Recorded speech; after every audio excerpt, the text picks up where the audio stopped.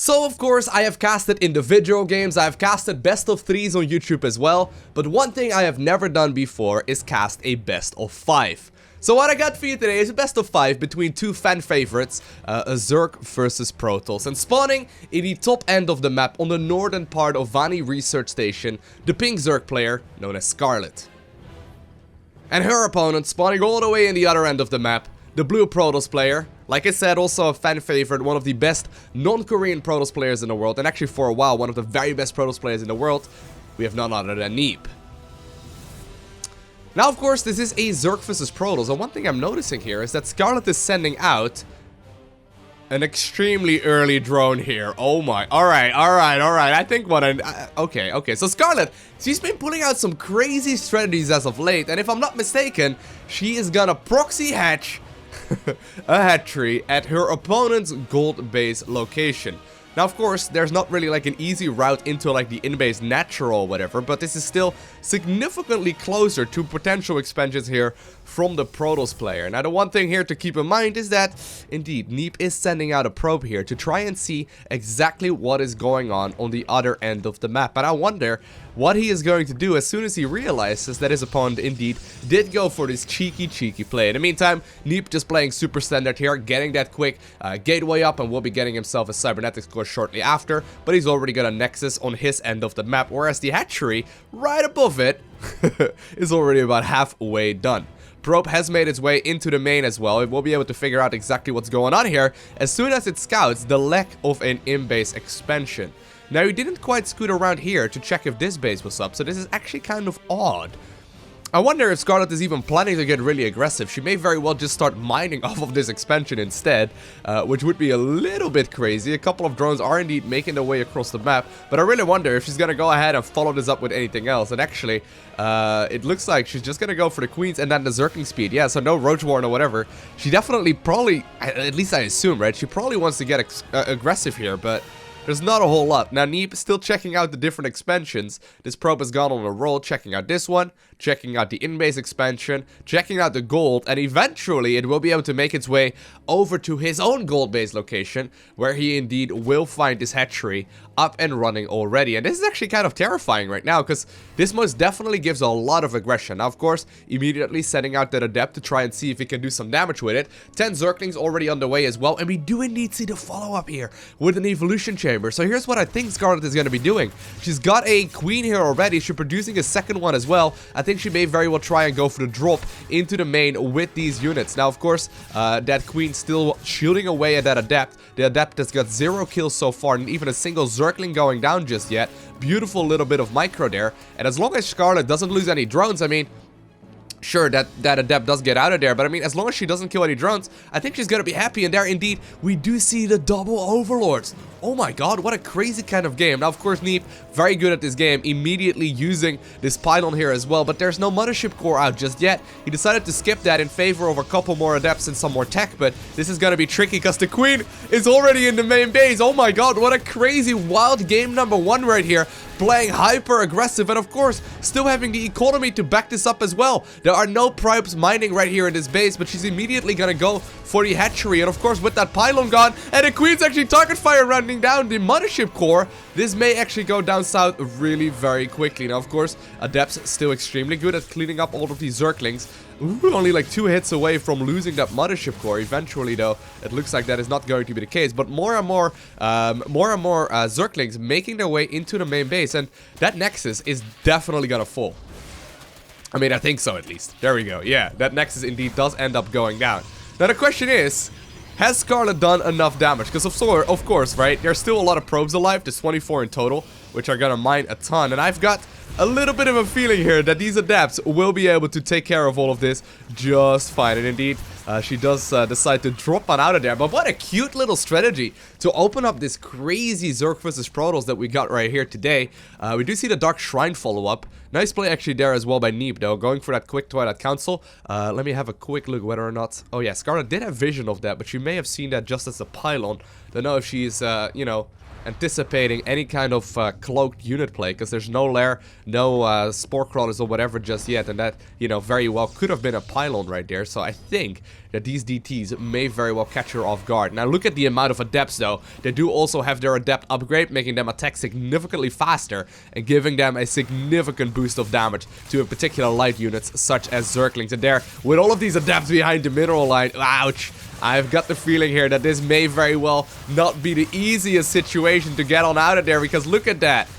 Beautiful bit of micro there, making sure that the least amount of surface area can be surrounded here by these Zerglings, and indeed, they are being target fired down extremely efficiently. At the same time, the Dark Templar are out. They're gonna be moving across the map now as well, and once they get over here, I do think that this may be a little bit too many units for Scarlett to deal with, because of course, she does not have a lair, she does not have a Spore Crawler, and there is a Dark Templar already on the way towards the Zerg's main base as well. Now the Spore is already about, you know, a third of the way done, but this gold definitely will not be able to stay alive here, at least for the time being. Looks like a cute little move there, actually evacuates a lot of the units all out of there. Look at those 3 queens actually loaded up into that single overlord. But I mean, this is still definitely gonna be a base that will be dying very shortly. But I mean, all things considered, even though Scarlett is not in the greatest position here anymore. No, I was gonna say, like, all things considered, she's still looking alright, but here's the thing, right? Neeb has got his own expansion up and running here already,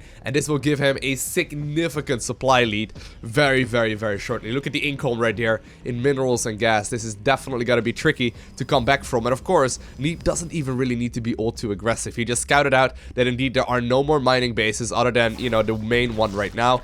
Gold base indeed ends up falling here as well, so I like this fact here. He's just simply sitting back, trying to be very, very defensive. Now the Overlord eventually did drop a couple more links here. Mothership core already in place, however, to try and deal with that, but at this point, it feels like this is going to be very tricky. Another expansion does indeed get forced to be cancelled there. And while a Overseer will be out very shortly, so the Dark Templar will indeed be picked up, the Queens will be making their way back though, so it's not quite game over yet. But I mean, look at the supply count, right? The supply is just so heavily in favor here for the Protoss player. And indeed, Neeb is starting to move out across the map. I do like this play a lot though. Scarlett is not afraid to take risks, in particular in like best of 5 series, right? Because she got a little bit of leeway, right? You can try some crazy strategies, in particular when you're not like liking the matchup all too much right now. She may just not be the biggest fan of Zerg versus Protoss at this point in time, and I mean, if you can try something crazy and you don't really want to play macro, a best of 5 series is definitely where it's at. But here are all of the Protoss units moving across the map. A couple of Archons here in the back as well. They will be able to do substantial amounts of damage, but with some good splits here. Ooh, this is going to be very important that he does split eventually. There we go. He does indeed neglect a lot of that splash damage of these Banelings. Beautiful move, actually. Not really taking a whole lot of unnecessary losses there. And with the Archons now arriving as well, they're going to be able to join this battle very nicely. And since they deal splash damage to a lot of these units, it could be really tricky very quickly. Now, there are actually a lot of Queens here. They did eventually drop and get their way back home, obviously, in that one Overlord. But look at the amount of damage, though. All of these Queens doing significant amounts to the Protoss army as well. But really, the Archons is where it eventually shines, and Neeb ends up picking up game number 1. Game number 2 will be on Echo LE. Spawning in the bottom right corner of the map, the pink Zerg player, currently 1-0 behind, we have none other than Scarlett. And her opponent, spawning in the top left corner, the blue Protoss player, we have none other than Neeb. Now, if you are paying very close attention, right, you may have already noticed that these players, compared to game number 1, have got a bit of a different nickname. Right here, Neeb playing under a barcode, Scarlett having a Korean clan tag right there. Not entirely sure what that means, but if you do, let me know down below in the comment section of the video. I'm actually kind of curious what that means. But regardless, the reason for that, because I've seen a couple of people ask whenever this is the case in like a best of 3 or a best of 5 or a best of 7 series, is because these games were actually played online and played live over at LowkoTV. He actually ends out every month with like sending all of the replays of all of the matches that he casted that month to his subscribers. I'll go ahead and leave a link to his channel down below in the description of the video because he makes some really awesome stuff. But since these matches were indeed played online, oftentimes players are all across the world, right? Scarlett is actually from North America. She actually is a Canadian player, but the thing is that she really enjoys practicing over in Korea, and judging by her nickname right now, this is probably her Korean account. And the reason why they switch servers in between games is usually to try and sort of neglect the ping issues, right? You gotta keep in mind, if you're playing all the way from North America to the Korean server, you gotta have actually a pretty significant delay in all of the actions that you do. It's obviously, you know, less than like half a second, but it can still be a little bit painful. So usually players end up doing a coin toss for the very first match, and very shortly after, in game number 2, they will keep on switching between servers as long as the series lasts. It's just to sort of like make the ping disadvantages and advantages at least a little bit even out. Anyway, regardless, looks like in his second match right here, Neeb is opening up once again with a very standard build. I wonder if Scarlett has got something really aggressive for us in store once again. I mean, game number 1 did not go in her favor, but that was a very close one. And once again, we do see that very quick evolution chamber follow-up here. Still having 3 drones in the gas geyser, however. Obviously, that expansion eventually going down as well. But it looks most definitely like she's once again looking to go for at least a little bit of aggression. There's 4 more Zerglings on the way right now. How many Lings are already out? There's actually 2 Lings out on the map right now. Those 2 right here. But I wouldn't be surprised if very shortly after, she's going to try her very best and potentially go for some drop play once again. Now, we do indeed see the drones being pulled out of the gas eventually after starting up the +1 melee upgrade. So no Zergling drops at the very least for the time being, simply going for that really quick +1 attack. And while she does actually have a single Dropper Lord in production now, it does actually need to bypass this one adept here at the front first and foremost, because there's only a couple of Lings out right at this point. And I mean, oof. Well, there's 14 more on the production tab. We may actually once again see something really aggressive coming out of Scarlett right here in this second match. Lings even bypassing this adept shenanigans, knowing that she will be having to pick up the shade here very shortly. And indeed, the Lings do, well, I was gonna say, there we go, but they do eventually find that one adept. It will have to pay for this with its life. And I mean, while Neeb already, actually, you can't see that. Wow, what? There we go, he could see it after the pylon finished up, but once again, Scarlett is leapfrogging Zerglings into the main base of the Protoss, eating those hits here from the Photon Overcharge. Mothership Core only just now coming out, meaning that there is going to be very little as far as the defenses go right here, and a bunch of these probes will be hold positioned. Beautiful micro there by our Protoss player here, not taking any unnecessary losses. But here's the thing, right? Once these probes are starting to take damage, it is going to be very difficult for the Protoss to come back out of this, because there's still a significant amount of units for the Zerg flooding across the map as well, and there's still a pretty reasonable economy to back this up, so this is not necessarily an all-in. Look at the amount of probes that are falling here. Once again, a hyper-aggressive game here from Scarlett. There are currently 3 adepts out, and there's just about an Oracle finishing up as well, which will make defending this significantly easier, but already 11 probes end up falling. Now the question is, will Scarlett overextend? Actually, look at all of the Lings right here at the front as well. The Oracle is just going to try and make its way across the map. It needs roughly 2 queens to deal with that. 2 more queens are actually on production now as well, and with more and more Zerglings just trying to make its way across the map, I wonder if Scarlett is not overextending. This is a little bit tricky. Queens indeed making their way to the main base rather, now that that Oracle has made its way across the map. But I mean, there's still more aggression coming in. The Cybernetics core about halfway through dying, but eventually, right, I'm starting to think here that there are indeed, you know, enough Zergling kills here and enough adepts out on the map to make sure that Neeb can stay alive. Question is, does he have enough workers to back this one up? So the last Zerglings right here may be able to try and get another probe here. Nice bit of micro. Not quite getting that. And in total, 20 probes end up falling down. Of course, Scarlett not done just yet. She's continuing to do some harassment here. And while indeed the Revelation does go down in the main, you know, that really, like, the Oracle just got straight up shut down. And eventually, after all of this is done, Scarlett finally starts drawing up again, and she's actually got a supply lead right now, or actually rather a worker lead right now at this point in the game. Third base going up as well, so, you know, she's looking to play at least somewhat of an aggressive, you know, opener here into a macro focus play. But here we go once again, same as in the last game, the adepts are making their way across the map.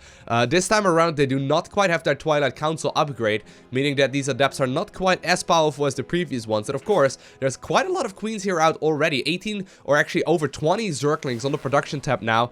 They will be able to start dealing some damage, but here we go. The Shades going up straight into the main base. Of course, does he want to commit? That is the real question here. Looks like if he would have, these Adepts would definitely have died almost immediately. There indeed, we do see the Twilight Council go down eventually, but look at this though. This is still a tricky scenario. The Queen's poking away at all of these Adepts, but there are plenty of Zerglings. Keep in mind, they get +1 attack, right? +1 attack is incredible against this indeed. There we do see the committal from Neeb trying to get into the main base, but I think this is a huge overextension. +1 attack Zerglings are extremely powerful, and all of these Adepts end up falling without a single drone ended up going down. Wow, that was actually pretty crazy. Okay, so what is Scarlett going for here? She's actually making 10 drones at a time. Just gonna counterattack here with the existing and remainder of the Zerglings that were produced earlier, but simply just transitioning into a good old lair now, making sure that she gets at least a little bit of tech up in this game, opposed to the ones that we've seen so far. Now, where's the Mothership Core? Mothership Core will be able to go for the Photon Overcharge. The Adept ends up falling as well, but ooh, this is a bit of a tricky scenario though. So many of those Zerglings dying in favor of just a single sentry and an Adept. I don't think that was worth it. Maybe she was hoping to bust through that and go straight into the main base. That definitely was not the greatest of moves, but still, regardless, right? Look at the amount of workers now, and it's only gonna get worse from here on out for the Protoss player. There's already 48 drones out on the map now, opposed to 39 of the Protoss player. And I mean, that is the thing, right? What exactly is Neeb gonna follow it up with? And it looks like we have indeed found what it is going to be. Very similar to game number 1. He's eventually getting the attack speed upgrade here for all of the Adepts. He's got a single pylon, or a double pylon rather, with a single gateway ready to start warping in very rapidly. No need for a warp prism after this gateway finishes up. And indeed, all of these Adepts will try and end the game right here, right now. 2 more gateways just about to finish up as well, so there will be quite a significant amount of units moving across the map. But I wonder, how aggressive is Neeb going to be before all of these units are here? Because this is going to be really tricky. There's Zerglings out right now. There's Banelings out right now. Banelings also do benefit from that +1 melee upgrade, but with some reasonable splitting, there may very well still be a chance here for Neeb, although this is getting really, really tricky. 6 drones ended up falling here in the natural, which was very nice, but this all comes down to disengagement. Once this engagement is shut down, there will be such a huge lead for one of these players that it all comes down to this one move right here, right now. And look at the amount of Zerglings. I'm gonna have to give this one the upper hand, or I'm gonna have to give the upper hand of this one to none other than Scarlett. All of the Shades have been cancelled. The Banes are gonna be rolling in, and they're gonna try and set up a bit of a surround, force these Adepts to split up. But look at the amount of units here. Far too many for all of these Protoss units to try and deal with, and I would not be surprised if very shortly Neeb is gonna try and GG out of this game. Now, nice little bit of splitting actually. Very greedy move by Scarlett to try and move off creep. That, generally speaking, not really the kind of move that you want to make. She must feel very confident about this scenario, and indeed, all of these Adepts eventually do end up getting surrounded, and they will start falling here one by one, but I feel like there were a lot of losses there as far as the Zerglings go. However, still, 93 supply versus, you know, significantly less, and eventually, Scarlett indeed does end up picking up the victory. So there we have it. Scarlett managed to even up the score to 1-1. And in the bottom left corner on Overgrowth Alley, we once again have her spawning right here in the pink Zerg pieces. And in the top right corner, the Protoss player apparently switching out his color this time around from blue to red. We have none other than Neeb. Now Neeb, I wonder what he's gonna be doing in this match. I mean, he must feel a little bit, he must feel a little bit tilted. Neeb, generally speaking, is really good in the macro-focused styles, and it looks like, at least so far, Scarlett has been playing super aggressive, and he's really not been able to transition past, like, the Adept stage. Sure, in game number 1, we did see the Dark Templar come out, and eventually a couple of Archon, but really, that is not the kind of style that Neeb prefers playing. He usually seems to be much stronger when it comes to, like, later game Zerg versus Protoss in particular. So I wonder how he feels about this series so far. But really, I'm much more curious how aggressive Scarlett plans on being in this particular match. I mean, don't get me wrong, she's an incredible aggressive player, but she's also one of the best macro Zergs in the world. So the fact that she's been playing this aggressive definitely is a bit of an indication that you know, she may not like Zergfist's Protoss right now. I mean, I'm kind of getting that vibe right here. I wonder what she's got in store for us so far, though. I mean, we do see the quick expansion into the gas geyser and then the spawning pool as well. So very, very standard opener. And as far as the Protoss build goes right now, Neeb is opening up with those double gateways that he's very well known for, and then the follow-up with the cybernetics core too. So he's going to be able to start double pumping those adepts. Now, I know that some of you may not like seeing adepts all too much, right? Generally speaking, since I did make Zerg videos for a very long time, exclusively Zerg videos at that, some people get pretty biased at the fact that Protoss can just get away with making adepts for such a long time. Let's not put the blame to him, okay? Because let's be real, adepts are incredible against pretty much all of the early game Zerg units, and they're definitely the correct choice when it comes to fighting the Zerg swarm that he has been facing in this series so far. Definitely playing extremely adept heavy though in both of those games, trying to make you know, a bit of an all-in in the remainder of game number 2 there, after realizing how many probes ended up falling. But here we do see Scarlett once again go for that Zergling speed, but no additional gas being mined this time around. So only 100 gas here, making sure that she does get that metabolic boost upgrade here as early as possible, which is the Zergling speed, and she may actually be getting a third base. Wow, that is unheard of. Getting a third base at a reasonable time? What's going on? I really still wonder, though, if she's got anything aggressive here. I'm going to keep a very close eye out on that production tab just to try and see if something fishy will happen here in just a little bit. Now, the double adepts just are making their way across the map. There's not a whole lot of Zerglings out just yet. 6 more are just about to spawn, though. You do need roughly about 8 or so to deal with the adepts. And it looks like, indeed, they are going to try and make their way into the main base while moving down to the natural once again. And 2 is the perfect number, as you will be able to start one-shotting drones absolutely brilliantly there. Great micro so far. 3 probes, or 3 drones rather, end up falling, and with 2 more adepts joining this fight, this could actually get tricky really very quickly here for Scarlett, because I mean, she won't be able to really deal with this until Zergling speed is done. Now, Zergling speed is seconds from finishing, but in the meantime, this could still get a couple of drones killed as well. Nice little bit of target firing once again.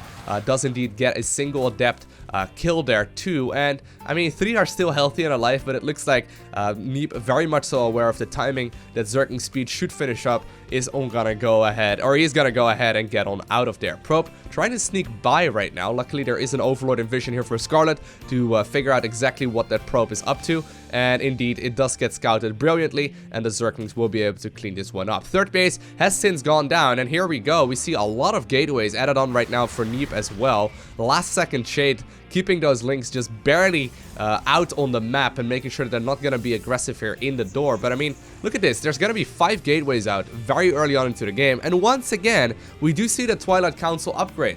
Once again as well, though, we do see the Overlord getting himself a Dropper Lord upgrade, making sure that he can indeed start picking up some of these units, and the Zerglings will be able to once again make their way into the Protoss main base. And this is kind of crazy, because there's not a whole lot of units here to defend with. I mean, sure, the Adepts will be able to deal with this just fine, but once again, there's no Mothership Core to be seen anywhere, and without Photon Overcharge, these Zerglings are at the very least gonna get a couple of kills there. 2 immediately going down, 3 going down, 4 going down very quickly after. And I mean, brilliant target firing there, making sure that a bunch of these units do get indeed through. Now a few Zerglings trying to squeeze into the natural too. Looks like that is not going to be happening in this particular one, but at least Scarlett now knows exactly what her opponent is going for. And indeed, the Adepts are moving out across the map. Only 5 gateways. The upgrade is just about to finish up, however, and I wouldn't be surprised if we don't quite see Neeb going all out here. I mean, he's only got 5 gates, right? But with this many links and this, you know, these Banelings just about to finish up, this is going to be so difficult to really get an engagement with. I mean, once again, nice little bit of movement there by Scarlett, pretty much like forcing these shades there to get cancelled. And as long as most of the drones at least stay alive, this should be alright. Once again, getting that Zergling surround there, brilliantly connecting with those Banelings on clumps of those Adepts, and really making sure that not a whole lot of damage does get dealt. And Scarlett, once again, not playing nearly as aggressively in the other games, but once again, ends up picking up the victory here in game number 3. Well, there we have it. What could potentially be the final match of this best of 5 series. Spawning in the bottom right corner and sending out a probe right away, we have none other than Neeb and his opponent spawning all the way on the other end of the map we have none other than the Zerg player known as Scarlett. Okay. So hold on, right? Scarlett has been playing hyper aggressive this entire series already. She's gonna go for an extremely early gas here, and then also a very quick spawning pool. A bit of a cheese, right? But she's got a little bit of wiggle room. What I'm mostly interested in here is this probe. That probe was far too early to be a scouting probe, and indeed, a pylon will be going out right outside of the natural of, of Neeb's opponent. And this is gonna be really tricky, because, I mean, look at this. This could be crazy very fast. Of course, we will be seeing those proxy gateways here going down very shortly, but this is effectively cheese versus cheese, and this could go either way. I wonder what Scarlett really is gonna store though. Obviously, she's more than likely gonna go for that quick metabolic boost upgrade. Could also be going for Banelings very shortly after. Of course, she could be going for the overload drops, even potentially going for like, once again, a quick like Roach Warren or something crazy like that. I mean, she's been doing that in other matches as well. Not in this series so far though, but regardless, metabolic boost indeed going down, and here are the 3 gateways at the front. And this is where cheese versus cheese becomes very interesting, because to be fair, for a Zerg player, this is sort of like the perfect opener to deal with this, as long as she ends up seeing it.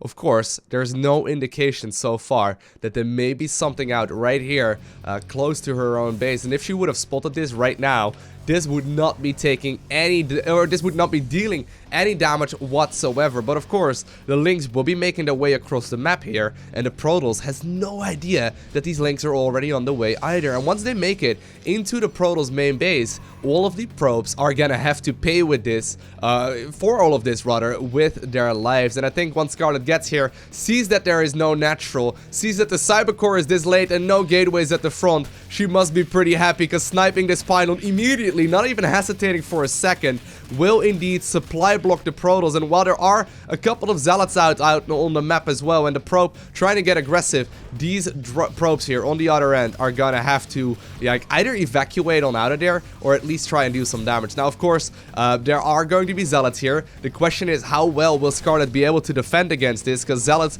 in many instances will still be able to take out a lot of these units. And actually, both players are not mining anymore. I mean, link speed is done, so all of these probes eventually will end up falling, but I'm gonna have to give the upper hand to this one, to Scarlett. I mean, look at this, there are so many Zerg units here. Lynx are moving across the map, there is no more mining here for the Protoss, and Scarlett ends up taking the victory, and with that, the entire series as well. What a crazy one.